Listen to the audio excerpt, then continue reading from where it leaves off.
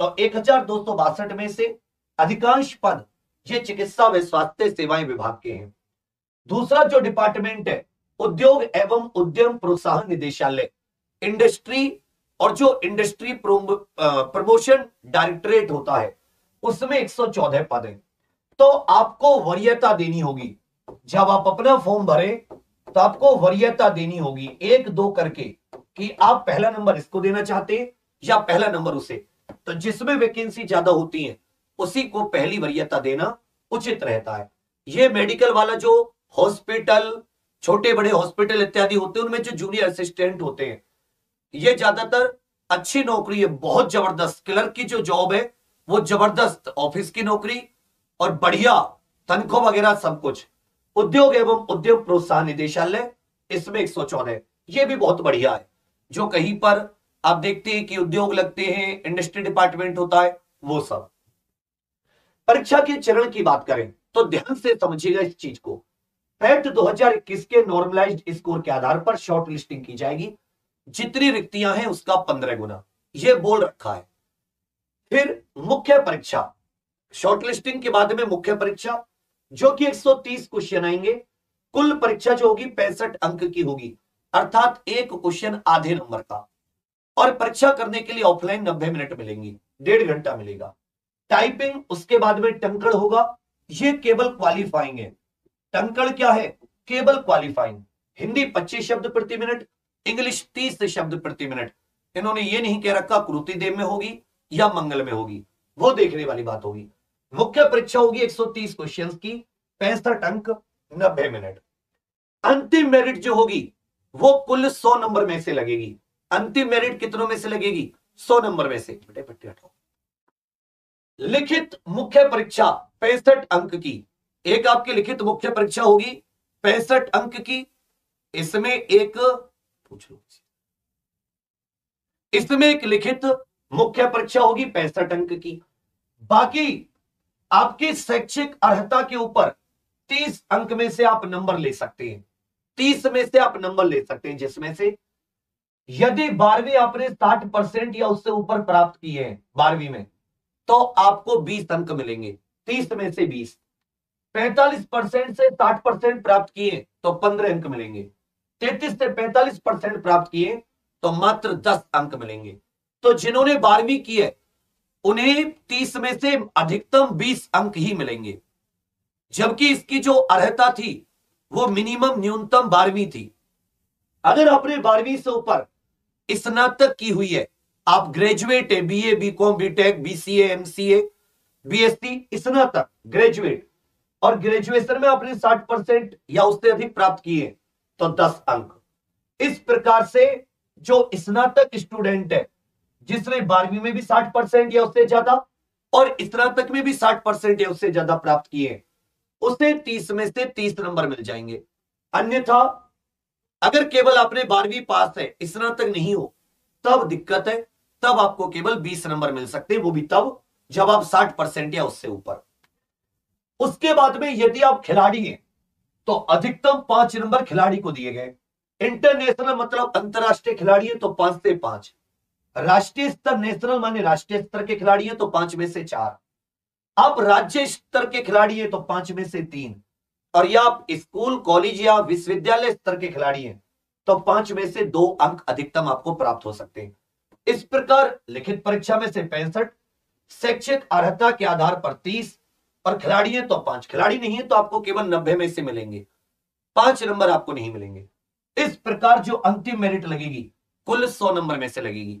इसका मतलब 100 में से 35 तो आपकी अलग क्वालिफिकेशन हो गई और 65 अंक की मुख्य परीक्षा आयोजित की जाएगी। मुख्य परीक्षा की जो योजना है, स्कीम है, वो कुछ इस प्रकार से है। 3 विषय आएंगे, एक ही पेपर होगा, कुल क्वेश्चन 130, हर क्वेश्चन आधे नंबर का होगा और कुल परीक्षा आपकी 65 नंबर की होगी। हिंदी में प्रश्नों की संख्या 60, अंक 30, समय 1.5 घंटा। जनरल इंटेलिजेंस एंड रीजनिंग, जिससे आप रीजनिंग कहते हैं, 30 क्वेश्चन आएंगे, हर एक क्वेश्चन आधे नंबर का। हर एक क्वेश्चन कितने मार्क्स का आएगा? आधे अंक का आएगा, 15 नंबर। जनरल अवेयरनेस, सामान्य जानकारी, सामान्य जनरल नॉलेज, जीके, 40 क्वेश्चन आएंगे, हर एक क्वेश्चन आधे नंबर का, टोटल 20। एक ही पेपर आएगा संयुक्त, 130 प्रश्न होंगे और कुल अंक होंगे 65। समय मिलेगा 1.5 घंटा, ऑफलाइन परीक्षा होगी और नेगेटिव मार्किंग 1/4। सही के लिए जितने नंबर मिलेंगे उसका 1/4। तो आपको योजना समझ में आई।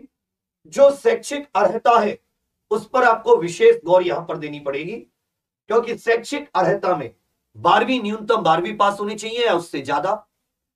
टाइपिंग हिंदी अंग्रेजी, CCC।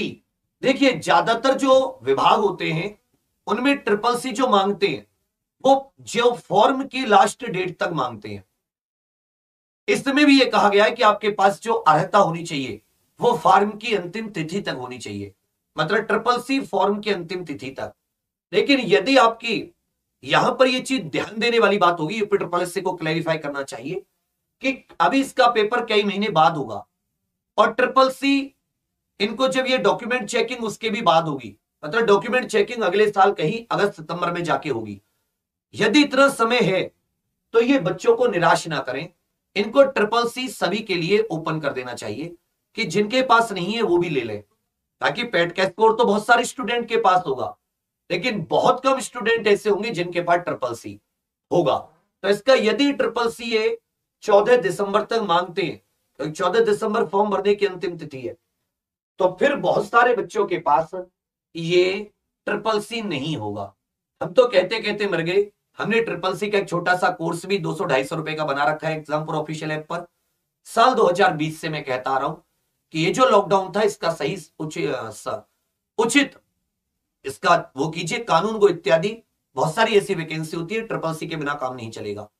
अब 1200 वैकेंसी है, लेकिन मैं आपको गारंटी बता रहा हूं 17 लाख के करीब बच्चों ने पेट 2021 दिया था और आप चुनिंदा 30-40 हजार ऐसे बच्चे दिखेंगे आपको जिनका 12th भी होगा और जिनके पास CCC भी होगी।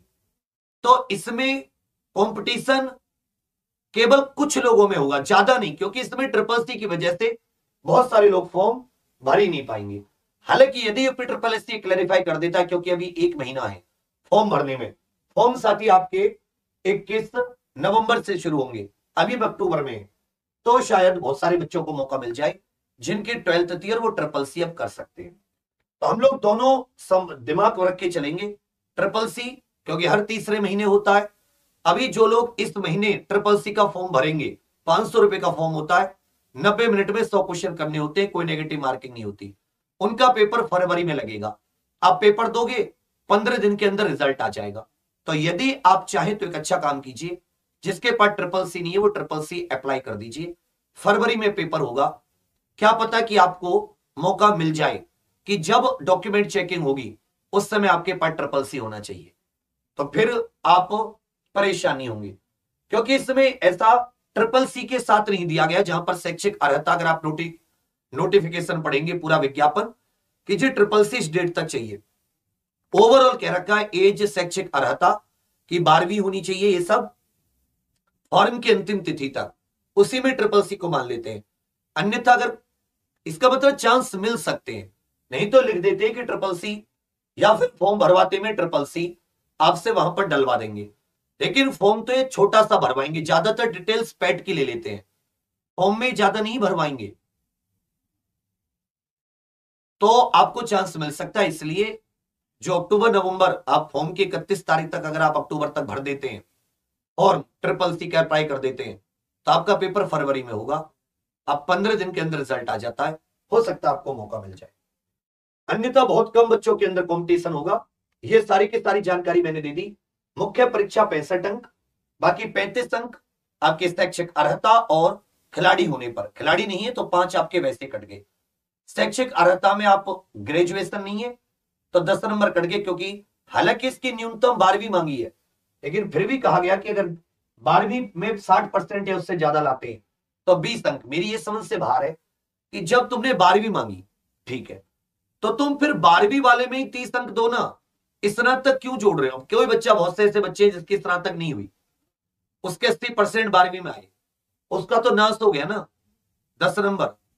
या फिर इसमें स्नातक ही मान के चलो, तो ये थोड़ा सा यहां पर दिक्कत है। स्नातक वाले बच्चे को फायदा, क्योंकि उसके 12वीं में 60% से ज्यादा हुए स्नातक में 60% से ज्यादा, तो वो 30 नंबर बाकी से ऐसे ले जाएगा। एक एक नंबर की जंग होती है, आधे आधे नंबर की जंग होती है। तो 65 में से नॉर्मल और 30 वैसे। खिलाड़ी है तो 5 और मिल गए, अंतरराष्ट्रीय तो 5, राष्ट्रीय है तो 4, अपने राज्य के स्तर पर है 3, और ऐसे आप विश्वविद्यालय स्कूल कॉलेज स्तर पर है तो भी 2 अंक तो ले ही जाएंगे। मेरिट अंतिम कुल 100 अंक में से मिलेगी। चलिए, ये मैं पूरी बता चुका कि इसकी प्लानिंग क्या है इनकी। अब मैं आपको तैयारी की बात बता देता हूं। देखिए, सबसे पहले तो इसमें पैट का स्कोर क्लियर नहीं किया गया। बहुत सारे लोग इस गफलत में रहेंगे कि पैट का स्कोर क्या होगा। 1200 से अधिक पद है, लगभग 12 साढ़े 1200, ठीक है भैया, 1262। अब इतने पद पर अगर 15 गुना बच्चे बुलाए गए तो लगभग 18,000 के करीब बच्चे बुलाए जाएंगे। जैसा कि अगर हम देखें लेखपाल में देखा गया था कि 8,085 पत्ते 15 गुना 1.25 लाख बैठ रहे थे, लेकिन बच्चे बुलाए थे 2.5 लाख। मतलब थोड़ा आप ऐसा कह सकते हैं कि 30 गुना के करीब बच्चे बुलाए गए थे। और यहां पर तो ट्रिपल सी है, तो अगर हम मान के चलें कि 1200 वैकेंसी के लिए ये लगभग 30 से 35,000 विद्यार्थियों को, अभ्यर्थियों को शॉर्ट लिस्टेड करेंगे, उनका पेपर दिलाएंगे, क्योंकि उसमें 30 से 35,000 बच्चों को ज्यादा पेपर दिलाने में इनको कोई दिक्कत नहीं होगी, जैसा कि इन्होंने बहुत सारे और एग्जाम्स में भी किया है। अब उसके हिसाब से जब आप कट ऑफ देखोगे कि 2.5 लाख बच्चों को बुलाया लेखपाल में, कट ऑफ 64-62 थी, और यहां पर मात्र 30-35,000, तो यह बात तो क्लियर है कि मिनिमम न्यूनतम कुछ भी नहीं तो पैट में आपका 2021 में 70 प्लस स्कोर होना चाहिए नॉर्मलाइज्ड। मतलब ये अनुमानित है 70 प्लस आप इसका फॉर्म भर पाएंगे। हालांकि इनको जब इन्होंने परीक्षा सब कुछ क्लियर कर दिया तो इनको ये भी क्लियर कर देना चाहिए था कि अगर आपका इतना स्कोर है तब आप अप्लाई करो। ये तो 25-25 रुपए कमाने की सभी बच्चों से फॉर्म भरवा के निंजा टेक्निक हो गई। शर्म करो भाई, कितने उच्च पद पर बैठे हो बेरोजगार बच्चों से, जिनके घर में परेशानी इतनी ज्यादा है, उनसे 25, कभी लेखपाल के नाम पर, कभी फॉरेस्ट गार्ड के नाम पर, कभी वन दरोगा के नाम पर, तो कभी किसी के नाम पर। ऐसा एक परीक्षा में आप 100 रुपए लेते हो, ऐसे तो 25-25 करके आप 200-300 रुपए ले लोगे एक साल में बच्चों से। शर्म करो थोड़ी बहुत भाई। आप इसी में दे सकते थे कि भाई 70 होना चाहिए, 75 स्कोर होना चाहिए, क्योंकि आपको भी अंदाजा है कि 17 लाख में से कितने बच्चों का है। आपको यह भी पता है कि 15-30 गुना इतने बच्चे बुलाएंगे, तो आपको अंदाजा लग सकता है कि भाई हम लोग अगर ये कट ऑफ रखें तो इतने बच्चे फॉर्म भर देंगे। कम से कम एक बेरोजगार बच्चा ठगने से, छल से तो बच जाएगा ना। अब उसे छल रहे हो कि भाई देखो आप भर दो, और फिर कहोगे कि जी स्कोर कम था हम तो नहीं लेंगे आपको, तो क्या आप उसके 25 रुपए वापस कर देंगे? तो सरकार से दरख्वास्त है कि इस चीज पर ध्यान दें। आगे हम पढ़ाई की बात करते हैं। तो मेरे विचार में मैं आपसे कोई झूठ या कुछ ऐसा आपको नहीं बताऊंगा। पैट 2021 में नॉर्मलाइज्ड स्कोर जो है, नॉर्मलाइज्ड स्कोर यदि 70 प्लस है तो आप 70 से भी थोड़ा और ज्यादा होना चाहिए, लेकिन मैं फिर भी सोच रहा हूं 70 प्लस है तो आप सोचिए कि आप इसमें फॉर्म डाल सकते हैं, और वो भी ट्रिपल सी है। अब बहुत से बच्चे ऐसे होंगे कि उनका स्कोर तो अच्छा होगा लेकिन उनके पास ट्रिपल सी नहीं होगा, क्योंकि ट्रिपल सी को ना सब लोग ऐसे छोड़ के चलते हैं, ओ ट्रिपल सी कर लिया तो पता नहीं हमसे ऐसा कौन सा रोग लग जाएगा जिसका इलाज नहीं है। जबकि ट्रिपल सी कानून को वगैरह की भर्ती आने वाली है, और भी कई सारी ऐसी वीडियो वगैरह की भर्ती आने वाले समय में जिनमें ट्रिपल सी मांगेगा, और तुम फिर देखोगे कि कुछ नहीं। तो ये थोड़ा सा ध्यान दीजिएगा। इसमें कम हो सकता है, ट्रिपल सी बहुत सारे बच्चों के पास नहीं होता, वहां पर दिक्कत आ सकती है। आय कम हो जाए तो बहुत अच्छी बात है, कम हो जाए तो बहुत अच्छी बात है। दूसरी बात, सिलेबस जो दिया है हिंदी, रीजनिंग और जीके, तो मैथ नहीं है तो मैथ पढ़ने से बच गए। सिलेबस सही से नहीं दिया, सिलेबस डिटेल में नहीं दिया है, डिटेल में नहीं दिया है। जैसे हिंदी में लेखपाल के लिए सिलेबस डिटेल में दे दिया था, हिंदी के लिए सिलेबस डिटेल में दिया था ना कि भाई हिंदी में ऐसे ऐसे होगा, ऐसे ऐसे होगा। इन्होंने कोई सिलेबस डिटेल में नहीं दिया है। इन्होंने कहते हैं हिंदी आएगी, जनरल अवेयरनेस, जीके आएगी, और जनरल इंटेलिजेंस एंड रीजनिंग, सामान्य बुद्धि परीक्षण आएगा, जनरल इंटेलिजेंस टेस्ट जिसे बोलते हैं। तो सिलेबस नहीं दिया। इन्होंने कहा है कि जो लेवल होगा वो 10th का लेवल होगा, 10th लेवल का। तो इसका मतलब आपको जूनियर असिस्टेंट और अभी जो अन्य एग्जाम हुए हैं यूपी ट्रिपल एससी के, उन्हें ध्यान में रखकर प्रीवियस और अन्य को ध्यान में रखकर आपको अपनी तैयारी शुरू करनी होगी। यूपी ट्रिपल एससी के प्रश्न को पूछे जाने के स्तर को ध्यान में रखकर, प्रश्न के स्तर को ध्यान में रखकर, अब जैसे पैट का देखोगे तो बहुत ही निम्न स्तर था, लेखपाल का देखोगे हिंदी उसमें भी उतना उचित स्तर नहीं था, लेकिन फॉरेस्ट गार्ड का बहुत अच्छा स्तर था। 2021 में एक जूनियर असिस्टेंट का पेपर हुआ, एक 2019 में हुआ, उसका स्तर देखोगे हिंदी का तो बहुत अच्छा था। इसी प्रकार रीजनिंग का स्तर अच्छा आता है हमेशा यूपी ट्रिपल एससी में, और जनरल अवेयरनेस भी इतना बुरा नहीं, अच्छा जनरल अवेयरनेस भी पूछती है।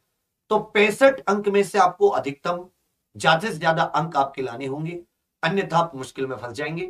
क्योंकि अगर 12th वो स्नातक नहीं है तो वैसे 10 नंबर गए, स्नातक है उसमें अगर 60% से कम है तो आपको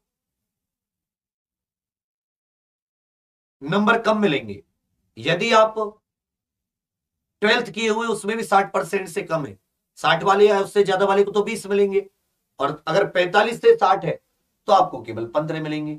इस चीज की भरण पूर्ति आप अपनी पढ़ाई से कर सकते हैं। पढ़ाई आप में से बहुत सारे लोगों ने लेखपाल के लिए की हुई है, लेखपाल के लिए आपने केवल रीजनिंग नहीं पढ़ी, जीके आपकी अच्छे से पढ़ी हुई है, मैथ आप तो मैथ तो है ही नहीं इसमें, हिंदी बहुत अच्छे से पढ़ी हुई है।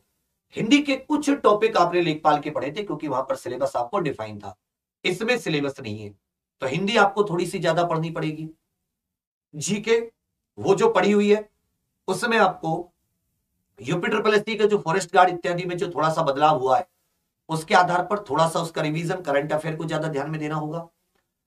रीजनिंग आपको यूपी ट्रिपल एससी की अच्छे लेवल की, वीडियो लेवल तक की, क्योंकि साथ ही बहुत ही गला काट प्रतियोगिता है, इसके भी फॉर्म हमें ऐसा सोचने में लग रहा है कम भरे जाएंगे, आप देखना इसके भी बहुत फॉर्म भरे जाएंगे।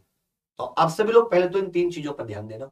इसकी तैयारी के लिए आपके पास 2 ऑप्शन है, आप चाहे तो ऑनलाइन पढ़ाई कर सकते हैं, चाहे तो सेल्फ स्टडी कर सकते हैं, चाहे तो ऑफलाइन।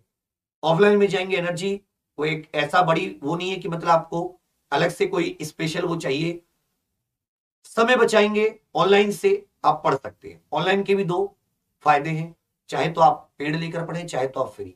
लेकिन एक चीज जरूर ध्यान में रखिएगा, पूरा सिलेबस अच्छे से करके जाना।